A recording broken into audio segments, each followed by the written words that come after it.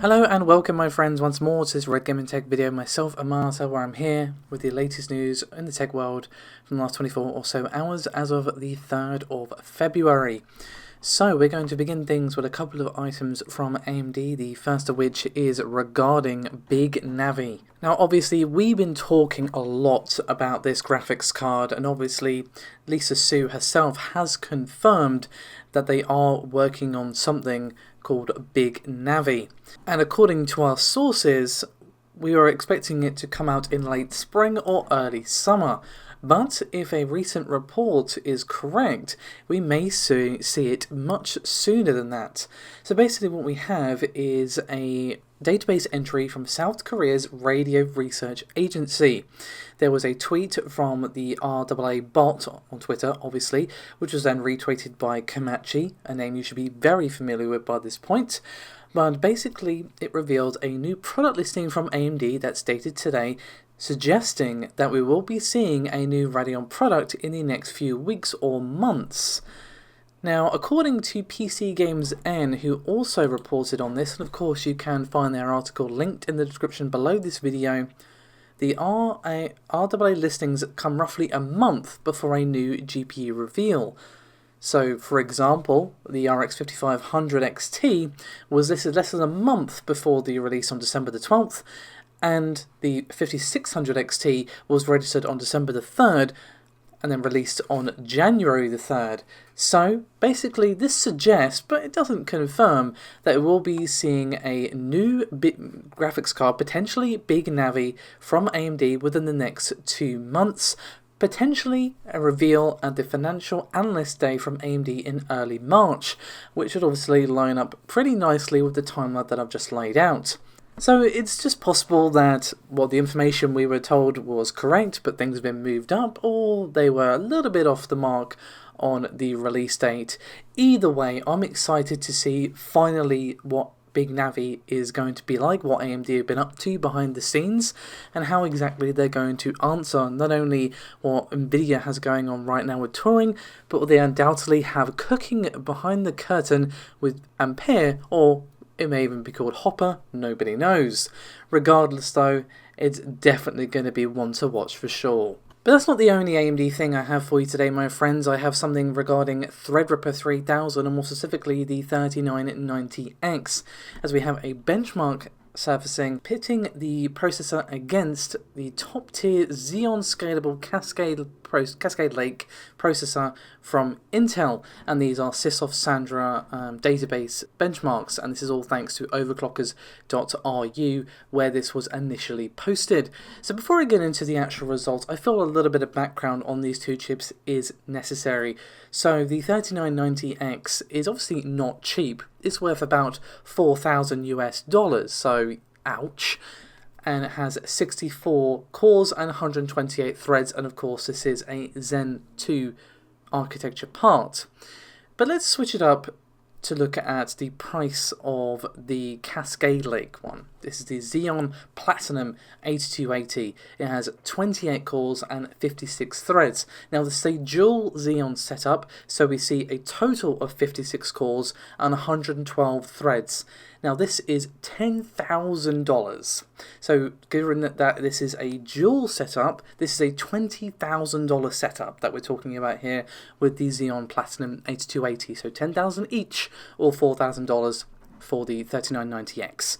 So Threadripper is not exactly cheap, but when compared to $10K for one, I think you'd choose that option. But let's move on to the actual results, shall we? The thing that I know you're all chomping at the bit to get to. So we see a very impressive score for Threadripper here, 1786.22 GOPS in the arithmetic test, outpacing the dual setup from Intel by 17.8% on average, and also managed to maintain an operating frequency of 4.35 GHz in the same benchmark. Now, AMD has previously said that the 3990X is able to outperform this same setup by 30%, but obviously it's important to remember that this is just a single benchmark, just SiSoft Sandra. So obviously you can see the results for yourself on screen, but there will be a link in the description below this video if you wish to give the results a more in-depth look-see yourself. But the TLDR from all of this is these results from Threadripper 3990X are quite frankly disgustingly good. Considering they're outperforming a processor that is not exactly cheap, even if you're talking about a single one, it's still $6,000 worth of difference, and considering we're talking about two, $16,000. So AMD is making Intel's life difficult in multiple different arenas here. Now, I have talked about many times how important the HEDT, bit of a tongue twister that one, market is for both companies, and obviously the server market as well. So Threadripper is kind of making their life a little bit sad in HEDT as well as server here. So nice one AMD is pretty much what this comes down to. So we're going to move over now to some news from Sony next and the PlayStation 5. Now obviously there's been a lot of talk recently about when we can expect Sony to actually unveil the console officially. They are not going to be at E3 as we know, and there's been a lot of chatter basically claiming that we're going to be seeing a reveal this month in February. And now we have seen that Sony file for a PS5 trademark in the US, the UK, Australia and New Zealand, and this is following pretty swiftly on the heels of them filing a PS5 trademark application last week. Now, at the time of recording, none of them have actually been granted, but that may take some time. These are some wheels that do tend to turn rather slowly. Oh, and by the way, this is all thanks to Gamatsu on Twitter, who tweeted about these various listings. So basically, we can see similar things that we saw on the Swiss applications. For example, we can see, quote, interactive computer software, interactive entertainment software, interactive multiplayer software for playing games, interactive computer software enabling exchange of information, downloading interactive entertainment software for playing video games, computer game software, etc. And then computer game apparatus, handheld consoles for playing video games, interactive gaming chairs for video games, and then interactive entertainment, entertainment services, interactive entertainment services, online interactive entertainment, video game entertainment services, namely providing online video games. And we also see the PS5 trademark as a, quote, standard character mark alongside the description. The mark consists of standard characters without any claim to any particular font style, size, or colour. So obviously most of what we see in these trademark listings are to be expected. A lot of talk about video games and interactive and blah blah blah. So, handheld consoles for playing video games, that is interesting. Very, very interesting indeed. Now, does this mean we're going to be seeing Sony take yet another crack at a handheld console after what happened to the Vita? Not necessarily. I mean, all the time people trademark or patent things and we never see an actual product hit the shelves or ever even get looked at by a consumer. It might just be a concept in some executive's head. Maybe they decide it isn't worth the risk. But it shows they're at least thinking about it. They're covering themselves that if they decide to do it, they can, or it may very well be the case that they are going to be doing it. Obviously, we have heard a lot about Microsoft having multiple SKUs for the Xbox Series X, almost said Xbox Scarlet then, when obviously we know what it's called now, having multiple SKUs. So, is it really a surprise to hear a slight rumbling from Sony in this regard? Not really. Whether it comes to pass, of course, we'll have to wait and see.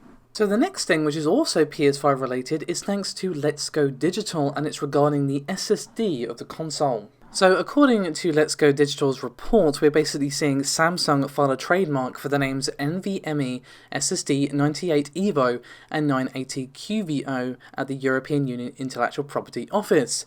So again, while trademark filings don't 100% indicate we are definitely for sure going to see a product, it is definitely a strong indication that we're going to be seeing these drives at launch later on this year, along with the 980 Pro that they showed at CES 2020. So where does the PS5 connection come in, I hear you ask? Well, they've also trademarked the term unstoppable speed. Now, that does sound like something you would find emblazoned on the side of a console box or on maybe even on the console itself. So it's definitely possible that Samsung are the ones actually being tasked with providing the SSD inside the PlayStation 5 system. And obviously Sony are going to be opting for the cheapest option that also gets them some pretty decent speed, given of course that they know that Microsoft are not messing around when it comes to the specs of the Xbox Series X. So that would be the 980 QVO. Now obviously this is just a educated guesstimate by Let's Go Digital, but I think it makes sense. It's definitely a strong argument to make that it would be good, strong business sense from Sony, price-wise and performance-wise for the consumer at the other end. Of course, we'll have to wait and see which SSD ends up being, but I think this is in for a decent shot at least at being correct. Let's not forget, of course, that various tech insiders have suggested that the PS5 console will have a Samsung NVMe SSD storage solution inside the console.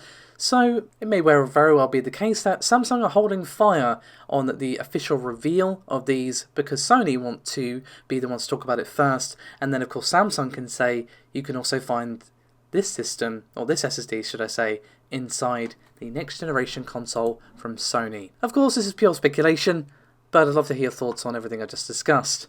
Last thing for this evening, a new report for a Ratchet and Clank game. So basically what we have is pretty much what I just said. A new Ratchet and Clank game is reportedly in development for the PlayStation 5. This is according, once again, to Colin Moriarty, a former IGN editor, and he is now a video game podcaster. And he said, quote, "We're going to get Ratchet and Clank in between Spider-Man 2018 and its sequel on PlayStation 5. I feel like that's going to be a launch game, the Ratchet and Clank game that's long been in development at Insomniac." Now I will say, Ratchet and Clank is actually a series that I've never played, not for any real reason, I just never have, but looking at the gameplay of the more recent one and some of the older ones, I feel like it would have been right up my street actually, so hopefully this is true, so this would be a great chance to jump into the game. But we'll have to wait and see, of course, how true this ends up being. But I'd love to hear your thoughts in the comments. Would you guys be interested in a new Ratchet and Clank for the PS5? Anyway, guys, that is me done for this video. A quick message from Paul. He just wanted to say thank you for all the responses to the question he asked about what you want in next-gen consoles on Twitter. It's been very, very helpful for the video he's currently working on, so thank you to everyone who responded to that. Oh, and one thing I keep forgetting to mention is I am trying to be active on my personal Twitter account at RGTAmata, or just Amata if you just want to search for me. There's also going to be a link in the description if I remember. So go and follow me if you're interested. That's where I talk about more personal things like my games I like and blah blah blah blah blah. Anyway, that's me done for this video. Thank you so much for watching. Bye bye.